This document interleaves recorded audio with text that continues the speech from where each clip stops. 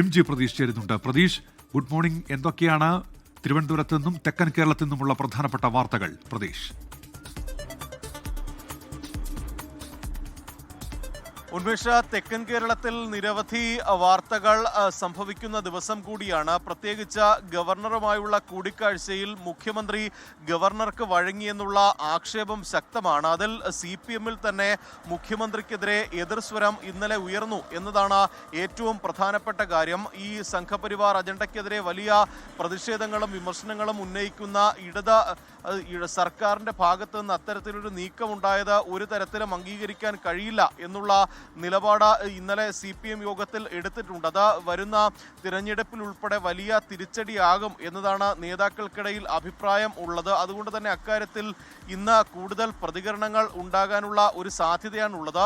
ഒപ്പം സർവകലാശാലയിലെ ഈ സംഘപരിവാർ വൽക്കരണത്തിനെതിരെ SFI ഉൾപ്പെടെ വലിയ പ്രതിഷേധം കഴിഞ്ഞ കുറേ നാളുകളായി ഉയർത്തിയിട്ടുണ്ട്. ഇതിൽ SFIയുടെ നിലപാട് എന്ത് എന്ന കാര്യവും ഏറെ കൗതുകമാണ്. ഇക്കാര്യത്തിൽ SFIയും നിലപാട് ഇതുവരെയും വ്യക്തമാക്കിയിട്ടില്ല. മറ്റൊന്ന്, ഈ ശബരിമല സ്വർണ്ണക്കൊള്ളയുമായി ബന്ധപ്പെട്ടാണ് ഈ മുൻ ദേവസ്വം സെക്രട്ടറിയായ ജയശ്രീയുടെ ജാമ്യാപേക്ഷ ഇന്ന് സുപ്രീം കോടതി പരിഗണിക്കുന്നുണ്ട്. കോടതിയുടെ ഒരു നിലപാട് കൂടി അറിഞ്ഞ ശേഷം നടപടികളിലേക്ക് കടക്കാനാണ് SITയുടെ തീരുമാനം. കോടതി വിധി തിരിച്ചടിയായാൽ നോട്ടീസ് നൽകി വിളിച്ചു വരുത്തി അറസ്റ്റ് ഉൾപ്പെടെയുള്ള നടപടികളിലേക്ക് SIT കടന്നേക്കും. ഒപ്പം കഴിഞ്ഞ ദിവസം അറസ്റ്റ് ചെയ്ത മുൻ അഡ്മിനിസ്ട്രേറ്റീവ് ഓഫീസർ ശ്രീകുമാറിനെ റിമാൻഡ് ചെയ്തിട്ടുണ്ട്. തൽക്കാലം കസ്റ്റഡി ആവശ്യമില്ല എന്നുള്ള നിലപാടിലാണ് SIT ഉള്ളത്. ഒപ്പം കൂടുതൽ പേരിലേക്ക് കൂടി SIT അന്വേഷണം എത്തുന്നു എന്നതാണ് ഏറ്റവും പ്രധാനപ്പെട്ട കാര്യം. ഒപ്പം ഈ പാരഡി ഗാനവുമായി ബന്ധപ്പെട്ട് വലിയ വിവാദം ഉയർന്നിട്ടുണ്ട്. ഇന്നലെ ഈ പാരഡി ഗാനത്തിന് പിന്നിലുള്ള അണിയറ പ്രവർത്തകർക്കെതിരെ കേസെടുത്തിട്ടുണ്ട്. അതിൽ പോലീസിന്റെ ഭാഗത്തു നിന്നുള്ള